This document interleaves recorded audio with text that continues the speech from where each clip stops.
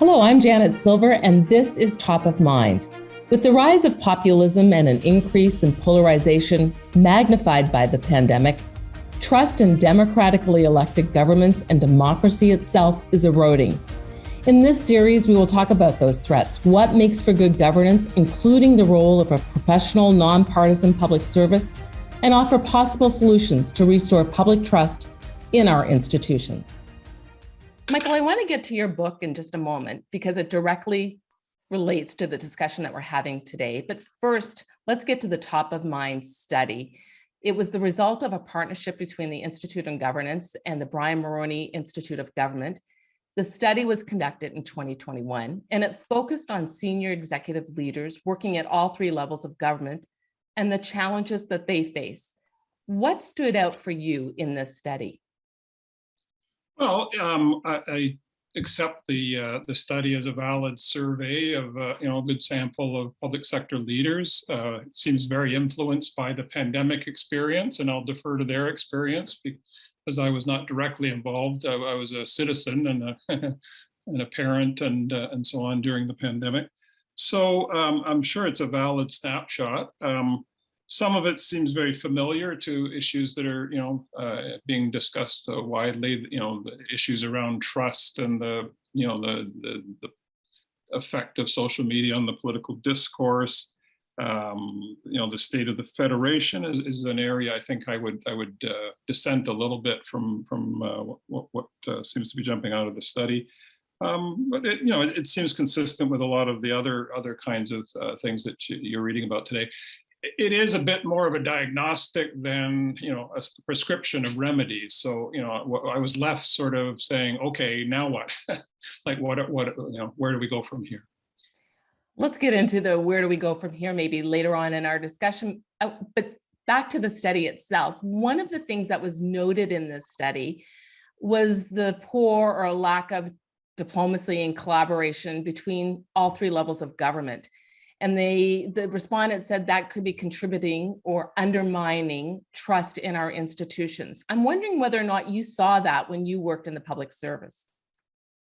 Yeah, I don't actually agree with that diagnostic. I think the Federation actually works really well, serves Canadians really well.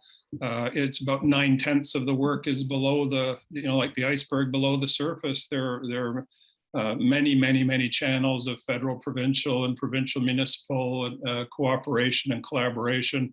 A lot of it is just technical and operational. People come together on all kinds of issues. And when the Federation was really stress tested, by Donald Trump threatening to cancel NAFTA or by the pandemic, I think you could argue we actually responded really well. The skills of working with other levels of government, whether you're in a provincial health ministry and you need some support from the federal government, or you're in a federal Indigenous services ministry and you need to work with provincial and local governments on land and infrastructure issues.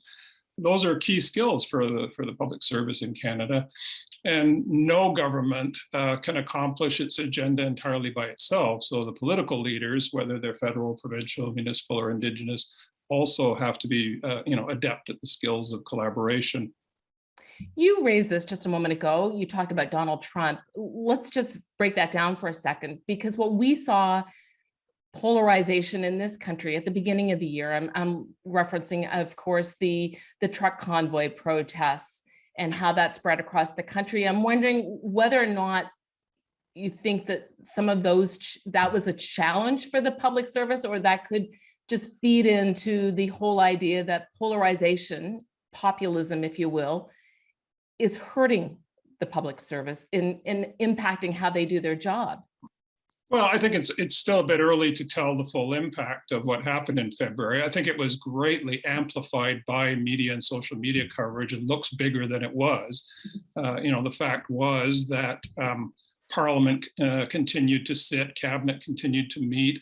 I'm not aware of any service delivered by the Ontario or federal governments that was interrupted or disrupted during the occupation. It was a very painful experience for people that live in downtown Ottawa. I live 15-minute walk from where it was, and my life wasn't disrupted in any way whatsoever. So, I think there was a magnification effect of the intense media attention, and they didn't get what they want. So, in that sense, I'm not sure it was that big a deal. What it reveals was that there was a current of anti-mask and anti-vaccine activism in Canada, which is true of every country in the world. And that there are politicians that wanted to sort of take advantage and ride that wave in a kind of populism, and that happens in every country in the world. So, I'm not. I think its importance could really be exaggerated. The people that have done serious scholarship in polarization say that Canadian society is far less polarized than everything we see in the States. And I think our fascination with American politics and watching a lot of American news leads us astray in assuming that things are like that north of the border. I mentioned your book in the intro, and I want to go back to that. You write in your book, and I'll quote you here, that the main task of a deputy minister is to establish a solid working relationship with ministers so they can effectively discharge their responsibilities and accountabilities. And then you go on to say that deputy ministers should aim to spend their time doing things that only deputy ministers get to do. What do you mean by that? Well, there's a couple of things in there. I mean, first of all, the book really only talks about deputy ministers in the context of democratic governance and, the interaction with ministers and cabinet. And so that's really the relationship I focus on. There are lots of other things deputy ministers do as administrators and managers and the stewards of large departments and small agencies and so on. There's a whole management side of being a deputy minister that I don't really go into in my book. I'm focusing on the relationship with ministers and cabinet and democratic governance in it. But in both worlds, whether it's the kind of support for ministers role or running the department role, you are at the apex of vertical accountabilities. You have the final say on a lot of things, or the last word. Your signature counts for a lot, whether it's in human resource actions or advice notes to the minister. So this is just basic management. If you're kind of rewriting everybody notes and plunging in and doing other people's jobs, you're not really adding value. The value add zone of a deputy are the kinds of authorities and roles and opportunities that deputies get, including sitting across from a minister, one-on-one, and being able to have an honest conversation about what's going on. But in recent years, there seems to be more pressure on those deputy ministers, if you will. I'm thinking back to, we saw the WE scandal and the SNC Lavalin, which you were involved in, where we see deputy ministers and others in the public service that are called in before the House of Commons committee to testify. And I'm wondering how that kind of accountability, if you will, is impacting the public service today. It seems like there's far more pressures being put on them, and that anonymity that many used to have has disappeared. No, again, I think that's a distortion. As a deputy head, you're called before parliamentary committees. I went with ministers and without ministers when there was legislation in front of committees, or to defend spending estimates, or to appear at Public Accounts Committee on Auditor General's chapters. In my time as a deputy, I probably went to parliamentary committees 25 times. I didn't get any media attention. I was at the Public Accounts Committee for 6 hours at one time, zero reporters, zero coverage. So it is the things where the political spotlight and the media spotlight hits, including the two issues you mentioned, that kind of give you this impression of ministers, as piñatas in the political arena. But that's not typical of the relationship of senior officials and parliamentarians. You spoke a moment ago about deputy ministers sitting across the table to have an honest conversation with their minister. I want to just break that down and take that a little bit further in terms of, as you know, more and more, there are a lot of outside influencers trying to get the government of the day to side with them on whatever issue it is. And I'm wondering, what impact does that have on the public service? If it was a setup at one point for them to give their sober second thought or their advice to ministers with the outside influence, how is that impacting the role of senior executives and the public service?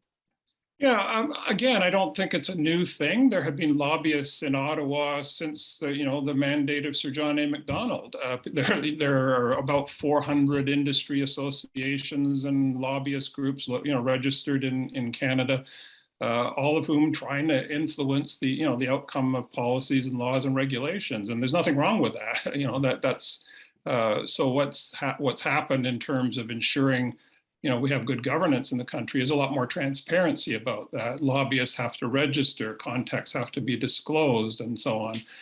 Access to information makes records of meetings available. So instead of sort of the lobbyist in the bar of the Chateau Laurier trying to exert influence, a lot of it's out in the open.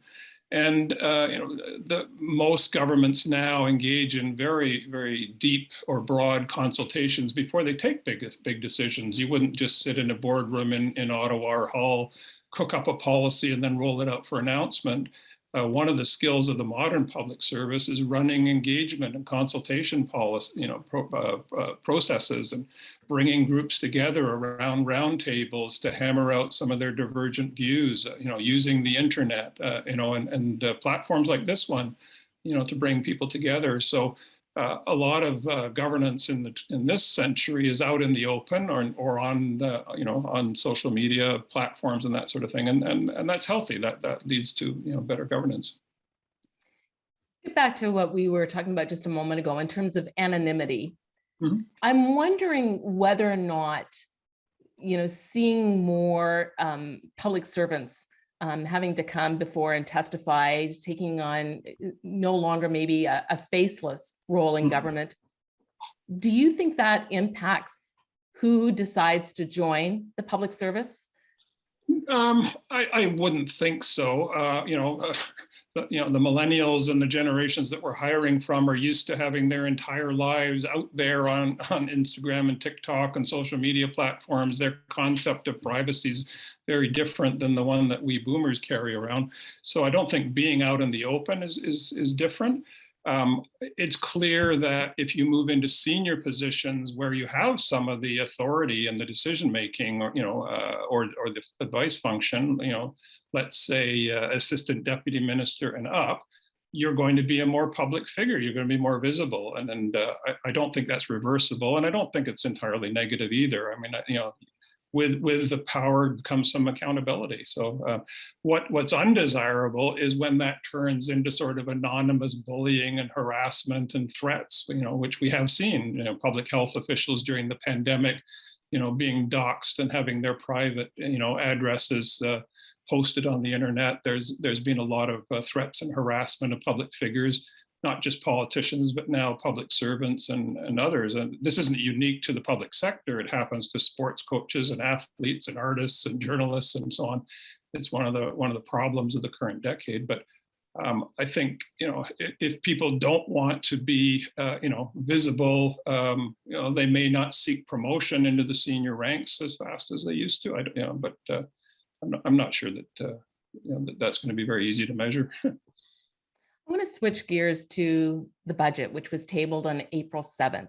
And that included some elements that affect the public service. And it says it's set to examine the effectiveness of government programs and operations. How does one balance good governance and innovation while keeping costs in check when it comes to the public service? Well, I mean, the most of the costs of government, and you can look up this on, the infobase.gc.ca, are transfers to provinces, transfers to individuals, the big programs. That's about 2/3 to 3/4 of what government spends. So if you really want to change the trajectory of federal spending, you have to change programs.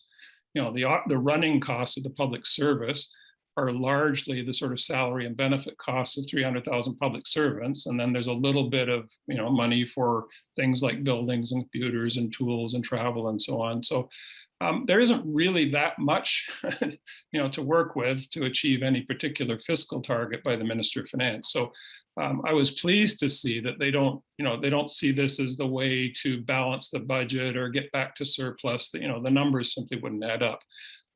But across 300 organizations and all the different functions that the federal public service does, and it's 10 years since the last real look at costs under the Prime Minister Harper's draft exercise. I think it's entirely healthy to look for efficiencies and effectiveness and ways of doing things, and to see if things can be done better. What I think is not really possible is to improve the functioning of government without some investment. The best practices in the private sector are to put a lot of money into training and development programs to make sure that you have good buildings and workplaces, to make sure you have the best IT systems possible. So you do have to make investments to have good government. Is that what you mean when you say about investment to make things better? Is it come down to training? What else are you getting at? Best private sector practice is, you continuously invest in training and development of your workforce and your leadership, and that requires time and effort and some resources. There are probably more creative ways to do things now, using platforms like this one instead of flying people to conferences and classrooms as we would have done 20 years ago. So that's great. The transactional cost may have gone down. But best practice for organizations is you continuously invest in your workforce, and make sure that they have the tools to do their job effectively. I want to move on, if you will, to federalism. And you spoke earlier, and you said that you thought that it was the state of our federal system was much better than what we hear in the media, on social media. But with the rise of populism, with the polarization, and we see it in our politics, we see it, candidates vying to be leaders. I'm just wondering, do you think that has an impact in trust in our public institutions? Well, I think, the populism in Canada is about 1 octave compared to maybe 2 or 3 in places like France and the United States. There's a great deal of consensus in Canada, which is lost in looking at the outliers. Nobody in Canada has ever successfully run for office on anti-immigrant politics, unlike the election that's going on in France right now. People don't really rail about the elites, in a substantial form. It's just, it's a bit of window dressing and rhetoric. The consensus in this country is pro-free trade, pro-immigration. Yes, there's a consensus that governments should be fiscally prudent and stay close to balance. There is a consensus in favor of doing something about climate change. There's a consensus in favor of doing something about Indigenous reconciliation. So in fact, there is a big center in Canadian politics, and the differences between a red government, a blue government, a coalition government are just not that big. And when we talk about trust in our public institutions, and the level of trust has been diminishing, where does that come from then?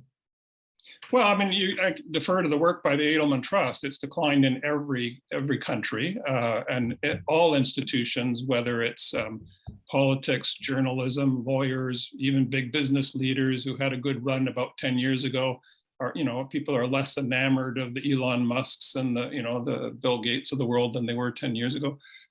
Trust in institutions and processes has declined. It's easier to do the diagnosis than the remedy. So what are we going to do about that? Trust has to be earned continuously. One of the ways you do that is transparency and openness about what you're doing and why.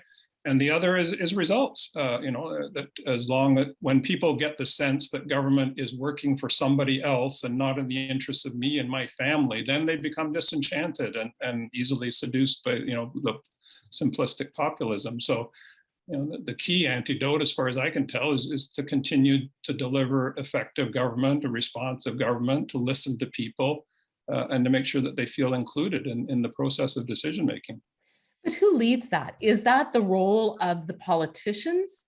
I think everybody has to. It's partly political leadership. I've called out politicians for using irresponsible rhetoric, which tends to divide and inflame passions. It's also clearly a role for the public servants to be comfortable out there, explaining what they're doing and why, and to approach their job with respect for taxpayers' dollars. I think there's a role for the media and the way they cover stories, which tends to sort of focus on what could have, should have been done differently or better, and doesn't spend a lot of attention on the successes or the points of consensus and progress. So, and all of this, everybody who's involved in the processes around, where we're going as a country has a role to play, including voters and citizens, and read and be informed and get involved. And there's many. It's going to take as they say, a whole of Canada effort.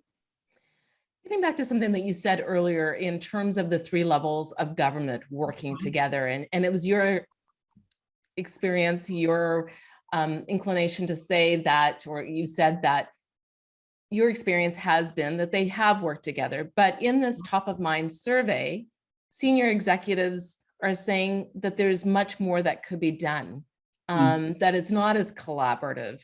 Where do you think that comes from?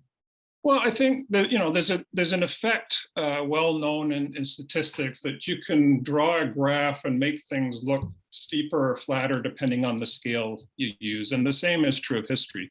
So if you take a really short-term look at the last years of experience, I'm sure people have seen frictions between levels of government. If you use a bigger scale, and you're old enough to remember dealing with a separatist government in Quebec that came within 53,000 votes of breaking up the country, premiers in other provinces that were far more divisive and than anything that we're seeing today. The forces of Western alienation and separatism were much more visible in the 1980s and 90s than they are today. So I think actually that the Federation is more coherent than it was 10 or 15 or 20 years ago. But that just makes everything that we're doing today look a little bit bigger. As far as I can tell, there's plenty of tables and fora where governments are working together. We don't want perfect harmony, the sort of the flat, the federalism is built for tension and differences of views and to accommodate differences, so that people in Alberta want to elect a government which believes in low taxes and small government, and the people in New Brunswick want to elect a different kind of government. They can. It's not one size fits all that you get in a unitary state. Federalism's the way that we have diverse society and two major language groups, and Indigenous peoples and newcomers live together. So it is the way that a diverse society can share a political and economic space. There's always an agenda of things to work on, for sure, and lots of lessons to take out of the pandemic experience. But I think the idea that somehow it's dysfunctional is just wrong. But coming out of the 2019 election, we heard a lot about Western alienation and the West feeling it wasn't being heard. And we saw the rise of the Wexit Party, the Mavericks. So in the West, there was a lot of talk about the East just doesn't get it. And in this election, we heard that again. So are you saying that? So these are groups that get somewhere between 5% in the polls. They have no seats in the Alberta legislature. They have no seats in the federal legislature. There are always going to be parties, of grievance, and parties of single issues, and parties on the far left and parties on the far right. That doesn't mean that democracy's unhealthy. Democracy's found a way for those people to express themselves. We went through the rise of the Reform Party and the death of the old Progressive Conservative Party. After Mr. Mulroney's tenure as Prime Minister, we've been through these kinds of waves before. I don't, the idea that somehow the three Western provinces could be a viable nation state in the 2020s is really more political rhetoric than reality.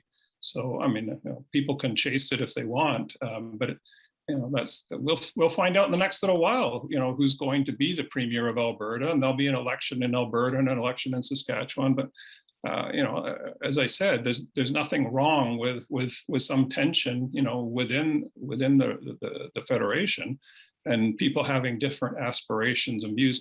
We'll elect federal governments over the years, some of whom believe in a very expansive role for the federal government, and some of them that believe in a more restrained role and more deference to provinces.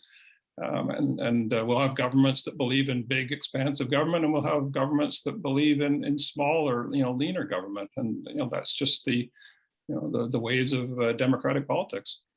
When you have, though, provinces where their ideology, the leaders of that province, their ideology is very different from the federal government, yeah. And it seems adversarial, what impact does that have then on the public service for both of those levels of government in terms of trying to collaborate? It depends on the field. So, if you are working in, implementation of the carbon pricing regime or aspects of climate policy, then relationships with the Alberta government, are difficult in the sense that there are certain deals and arrangements that aren't available to you. It doesn't mean that people are mean to you or rude to you. There's a civility and professionalism that goes with it. If you're working in dozens and dozens of other areas of the public service, you have an agenda of service and programs and regulations, and you get on with it. I was deputy at what was then called Aboriginal Affairs. When Stephen Harper was the Prime Minister, Dalton McGuinty was the Premier of Ontario. They didn't like each other much, either personally or politically, but I got a lot done with the government of Ontario, because the public interests and the needs of Indigenous people in Ontario came first. So, if you're just there delivering a service or a benefit or a regulatory program or managing the border or promoting Canadian trade abroad, the political theater between the leaders doesn't really matter. It's only if you're working in the specific, areas, which are the source of friction, that it's going to affect, the range of outcomes that you can aspire to. Within the last couple of years, we've had the big city mayors have come to Ottawa to deal directly with the federal government. And some have said they would rather have a relationship directly with the federal government as opposed to working so closely with the provinces, because they feel that they can get more financial aid that way. What does this do then in terms of collaboration between those senior executives in public service if one group is overstepping another and not dealing with the counterpart they should be dealing directly with? Well, they should be dealing with the provinces. I mean, the constitutional software of the country is that municipalities are creatures of the provinces, and they operate within laws created by provincial legislatures, and they exercise, lawmaking and tax powers given to them by provincial legislature. That's not going to change, and no province is ever going to agree to let go of that relationship. 3/4 of Canadians live in cities, though. So the federal government is a kind of, non-ingérence, non-indifference. If it wants to affect the quality of life and the economic prospects and the security of people that live in cities, then a lot of it flows through municipal governments.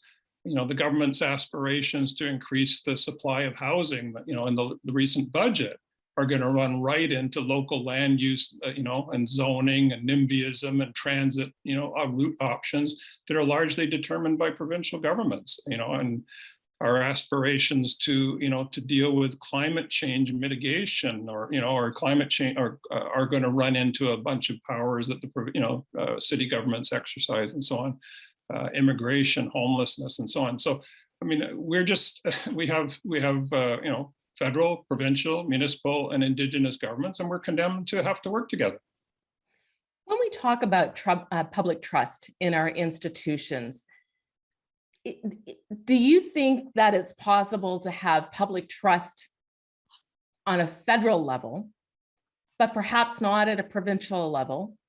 And if so, then how does that impact what the public service is trying to achieve on behalf of its constituents?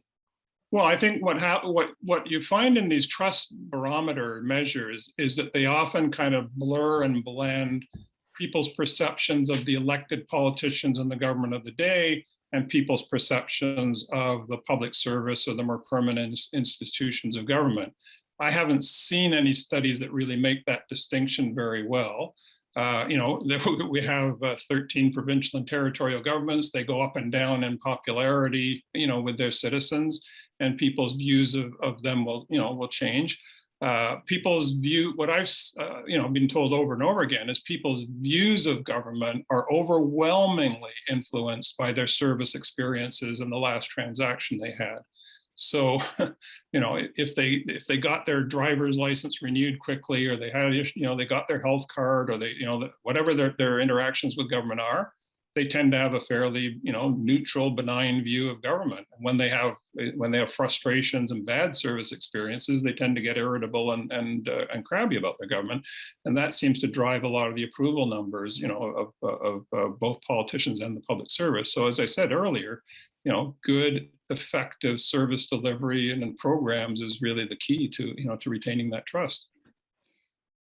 When we have a government which, by and large, say the majority of Canadians are not happy about, and it becomes divisive, how does that impact, or does it impact, the public service and their ability to try to be nonpartisan and work for the greater good? It doesn't affect it at all, because we only have one government at a time in this country, and the government is the government until the next one is sworn in. So, your role in the public service is to loyally support the government of the day, whatever its standing in the polls are. And Canadians make their decision at the ballot box every so often about who gets to sit at the cabinet table and make those decisions. But you support the government, right up to the minute it's not the government, and then you start supporting the next one. As I mentioned in the intro, you were a public servant for 38 years. And given what you know now, what would you tell a younger version of yourself starting off in the public service? Well, it's an interesting question. I mean, I don't really have any regrets. Obviously, I had a lot of personal and professional experiences. I had rapid advancement in the early years. I got to work with wonderful people. I got to go to every province and territory more than once. I got to go overseas and to, represent Canada. So it's not that I really wish I'd done anything substantively different. What I do say to younger public servants is take some chances, take a lateral movement to a new job without a promise of promotion. Go where you think the work will be interesting and exciting, or where you might have a boss or a team you can learn from. Be curious and seek things out. Not always easy when people have families and other responsibilities, but if you are mobile, I think in hindsight, I wish I had maybe taken an international assignment out of the country, at some point when it was more possible. There are just so many opportunities for young public servants today. They're moving into a tight labor market where they're going to have lots of alternative paths they can take.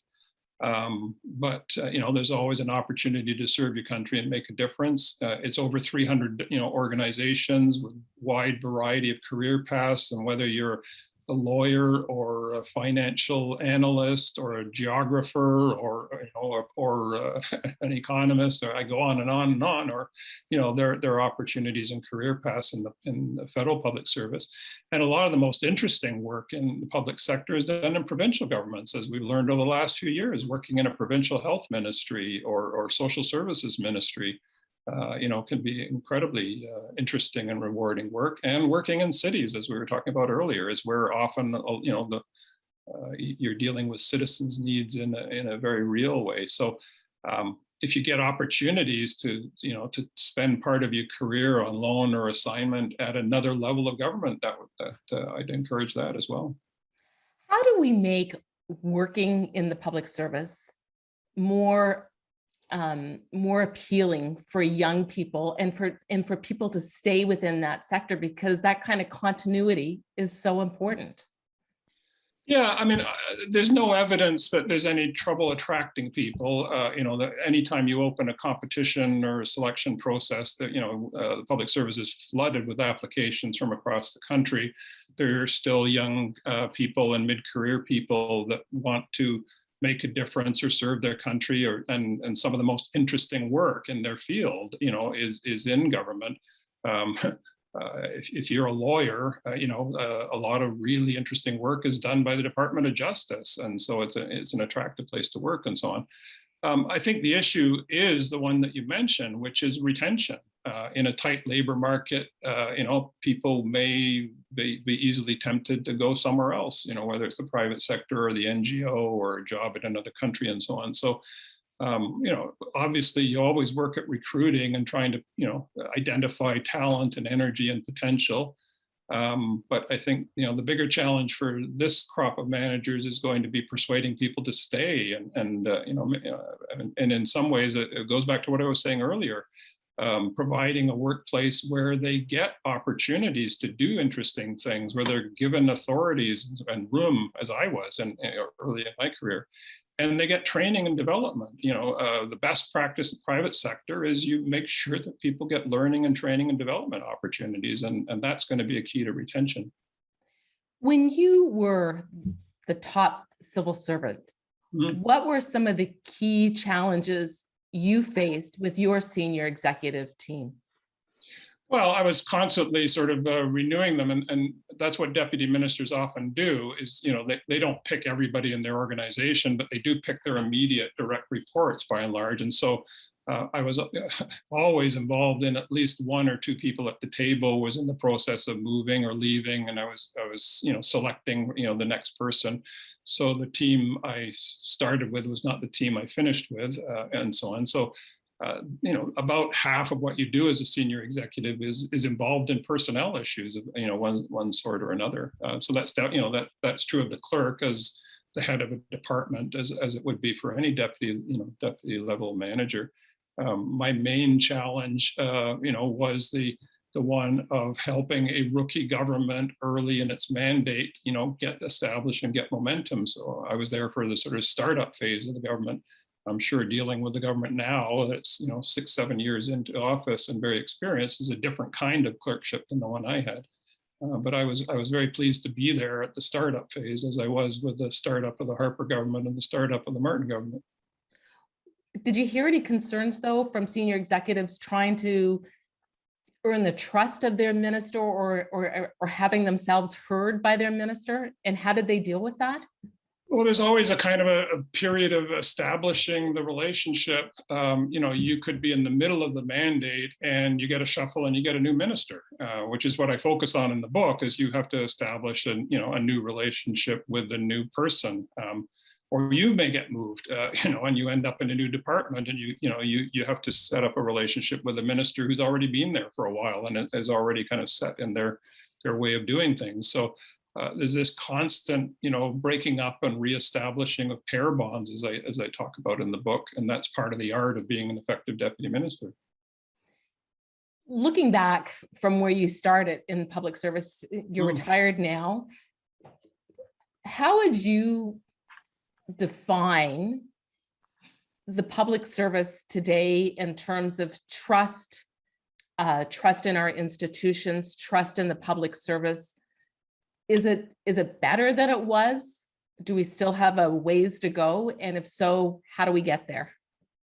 I don't think it's really possible to compare, from era to era. I was reading a book about Mackenzie King this summer, and he was a long-serving Prime Minister of Canada. The world in which he operated is like a foreign planet now, a distant planet.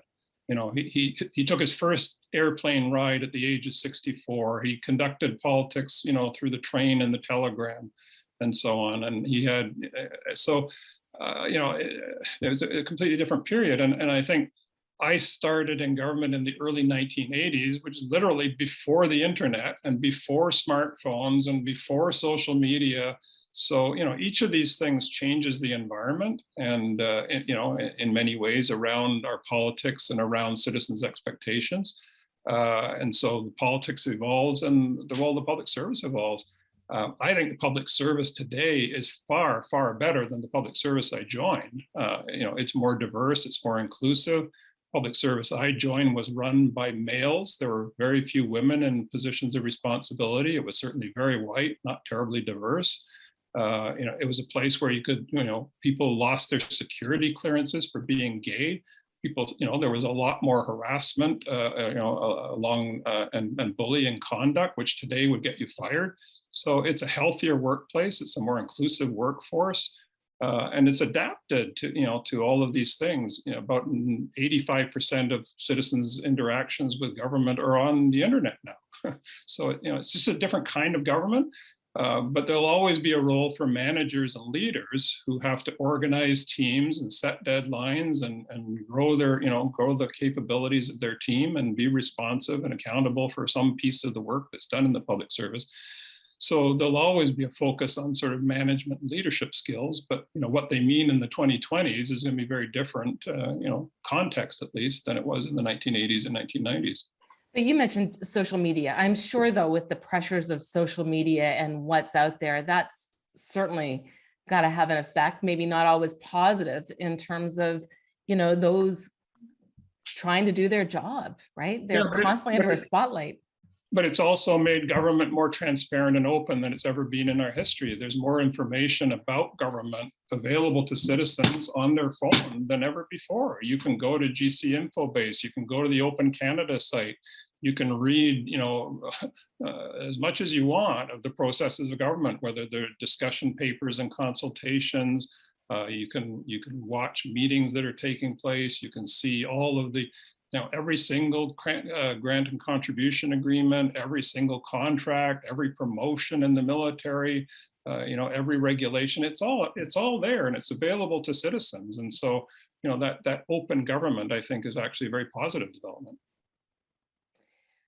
Sir, if the Prime Minister were to ask you today for advice on restoring public trust, what would you say to the Prime Minister? Well, I'd say to Prime Minister or any of these people that are campaigning to replace him, the same thing, which is you can't govern one day at a time trying to win the news cycle. You have to set some, longer term objectives for your government and be patient and, and deliberate and work towards them while zigzagging through all the turbulence that's going to come up on a day-to-day basis. And being very clear and open with Canadians about what you're trying to accomplish, why you're doing it, and open about the results and humble about the mistakes. I mean, that's the art of governing today, and that would apply to all the people that aspire to that job. And what about the outside influences? I'm looking, we talked about President Trump, former President Trump a moment ago. We see what's going on in France. How do you try to shut that out, if you will, so that what's happened overseas hopefully doesn't happen here? Well, I think you have to focus on, what your sense is of the real needs. Sorry, I'll ask that again. And sir, how do you turn off those outside influences, what we see in the United States, what we're seeing now in France and elsewhere, so that rise in populism, the polarization, doesn't happen here? Well, if you became Prime Minister, it's because you won an election, and you won an election because you presented a platform of here's our vision of the country, here's our vision of the role of the federal government, here's a handful of things, big things we want to accomplish, and a set of other commitments that we make to you as voters. And staying focused on those values and those themes and those initiatives is the best way. You have to be attuned and alert to new things happen. No planning exercise, conducted a few years ago would have predicted the pandemic and war in Ukraine and the storming of Congress in Washington. So, part of the art is being nimble and agile and responding to new stuff. But it's important to have a compass of, this is what we're about. These are our values. These are our aspirations, and to continue to engage Canadians in a conversation about how are we doing and are we getting closer to where we want to be. Well, that's all the time we have for today. Michael Wernick, thank you. This has been a very insightful conversation, and I hope there's an opportunity for us to do this again another time. Thank you again. Thank you for the invitation. I really enjoyed the conversation. Top of Mind is a joint partnership between the Institute of Governance and the Brian Mulroney Institute of Government, sponsored by Syntax Strategic, a leading communications firm in Ottawa. I'm Janet Silver. Thank you for joining us.